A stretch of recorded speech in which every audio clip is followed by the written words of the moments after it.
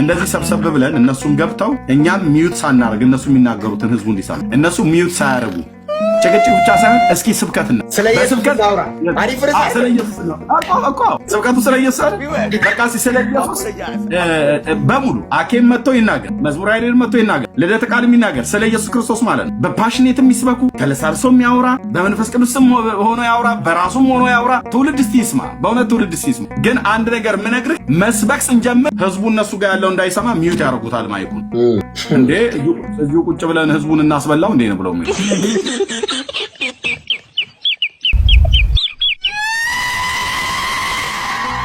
ያህል ወደሃል ነፍስን እስከ መስጠት ድረስ ወደሃለሁ ማለት ነው። ታችን ኢየሱስ ይወደናል እና ፍቅሩን በጣም በሚያስደንቅ ደረጃ ሳይቶናል። ግን አንተስ ትወደዋለህ?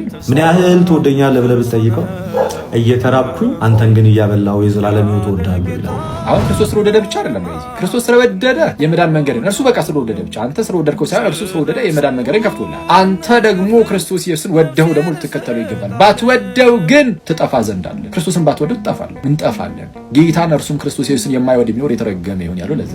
አንዳንድ ሰዎች ወዳጅ መስለው ይቀርቡንና ስለኛ ያለውን መረጃ ሁሉን ነገር ይሰሙ ይይዙና በዛ ባወቁት እና እኛም በነገርናቸው ነገር መልሰው በራሳችን መሳሪያ እኛው ላይ ተኩሱብናል። ኦኬ ይሄ ከባድ ነገር ነው። ይሁዳ ይመረጠው ያንን ማላይ ክርስቶስ ነው። ስለዛ ክርስቶስን ልንወደው ይገባል። የምርም ከልባችን ስንወደው ይገለጣል በህይወታችን። ዝም ብሎ የከንፈር መውደድ ሲሆንና ከልብም ክርስቶስ ኢየሱስን የተወሰነም ቢሆን የለም እየወደድነው ስንመጣ ልዩነቱ ምንድነው? የከንፈር ዝም ብሎ ጌታ ጌታ ጌታ ጌታ እያለ ብቻ ይቀጥላል።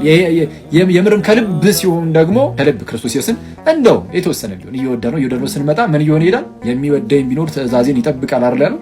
ራሳችንን ከኃጢአት ምንድነው እያራቀን ወደ ክርስቶስ እየተጠጋን የእርሱን ትእዛዝ እያከበርን ለመኖር የምንሞክር አይነት ሰዎች እንሆናለን። የምንሞክር ቢያንስ ትንሽ የምናፈራ እንደው በጥቂቱ ማለት ነው። ከዚህ ቀደም እንዳልኳችሁ ነው። እግዚአብሔር ከእናንተ የሀገር በአንዴ እንድታፈሩ ይፈልጋል፣ አይጠብቅም። እንደዛ ትንሽ ነገር በጣም ደግ አባት ነው ያለው እና ትንሽ ነገር እንድታፈሩ ትንሽ ነገር እንድናፈራ ነው የሚጠብቀው።